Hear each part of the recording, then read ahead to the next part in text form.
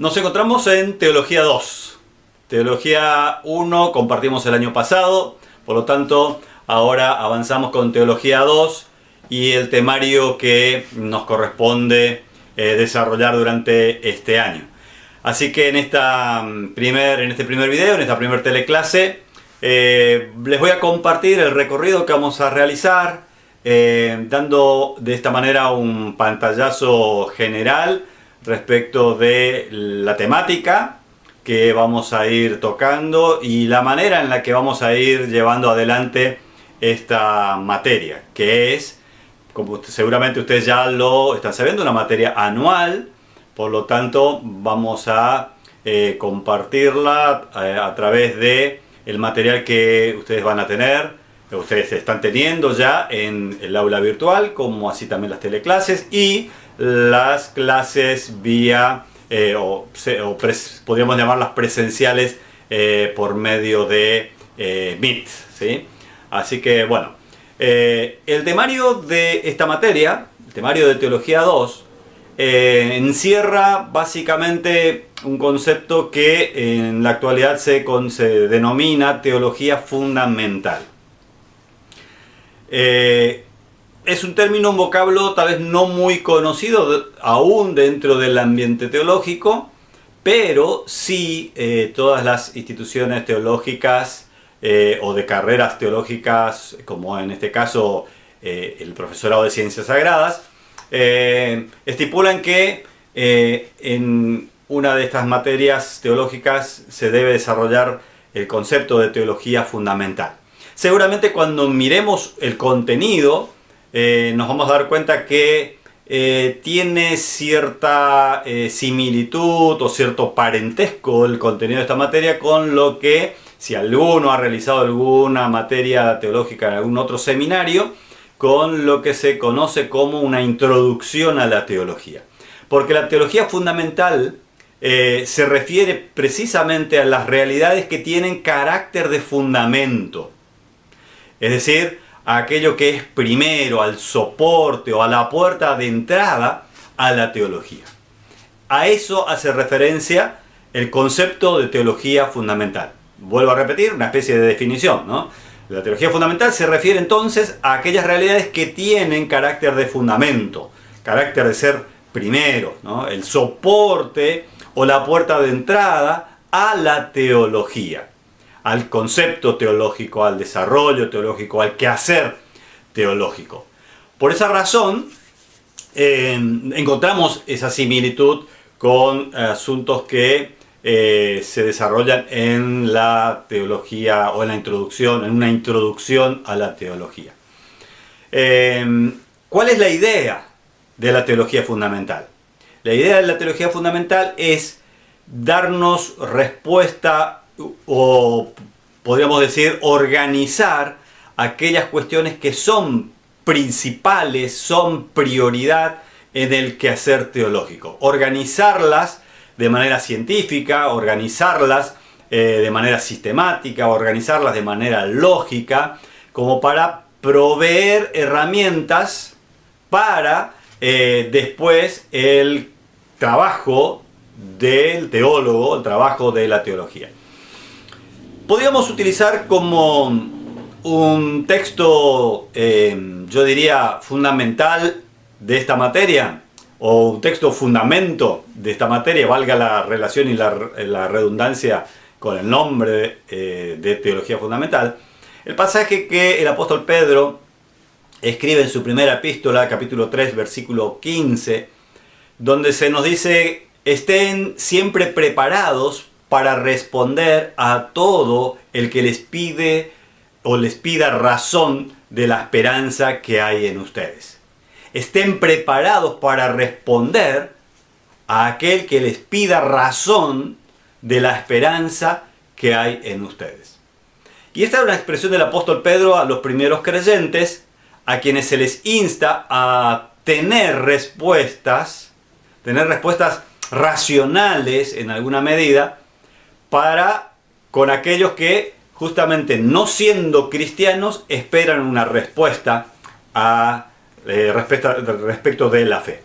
También esta materia tiene mucha similitud con lo que conocemos como la apologética.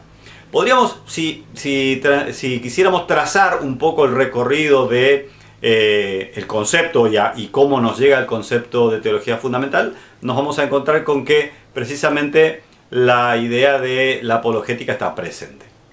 Hay unos aspectos que vamos a desarrollar durante este recorrido. En primer lugar, nos vamos a detener en algunas clases justamente a poner nuestro foco en la teología fundamental como disciplina teológica. Vamos a ver entonces justamente cuestiones que tienen que ver con el recorrido que ha transitado esta disciplina hasta lo que hoy nosotros conocemos como teología fundamental.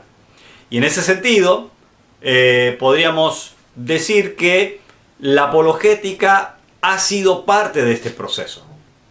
Podríamos trazar una línea desde los inicios del cristianismo, donde las respuestas, en respuesta a la invitación del apóstol Pedro, donde las respuestas a los no creyentes tenía una característica más informal. Cuando los cristianos eran preguntados respecto de su fe, sus respuestas eran respuestas teológicas, porque precisamente daban razón de su fe en Dios, era un acercamiento teológico, pero sin ese contenido científico, disciplinar, sistemático, sino que podríamos decir, tenía que ver con respuestas más bien de entrecasa, más simples y no tan organizadas.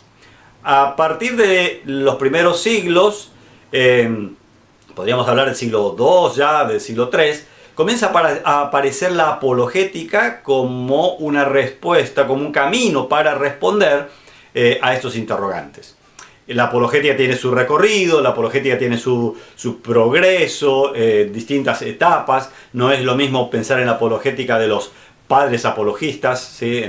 Ahí en los comienzos del cristianismo, comparándola con la apologética actual, ¿sí? La apologética en ambos sentidos tiene siempre como finalidad dar razón de nuestra fe a los no creyentes.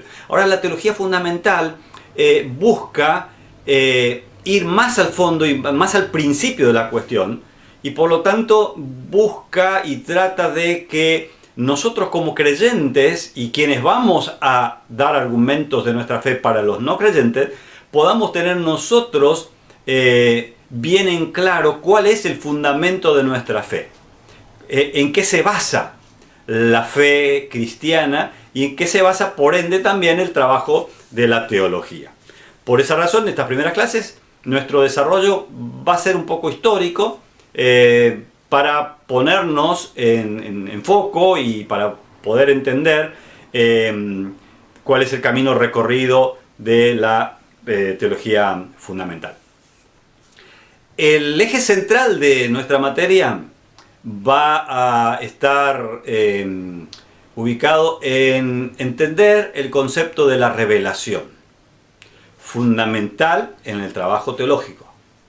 Entender cómo nos ha llegado la revelación, ya que, si recordamos, el trabajo de la teología o el trabajo teológico es un trabajo de alguna manera indirecta, ¿sí? Nuestro objeto de estudio no lo tenemos presente para manipularlo, sino que lo hacemos de manera indirecta.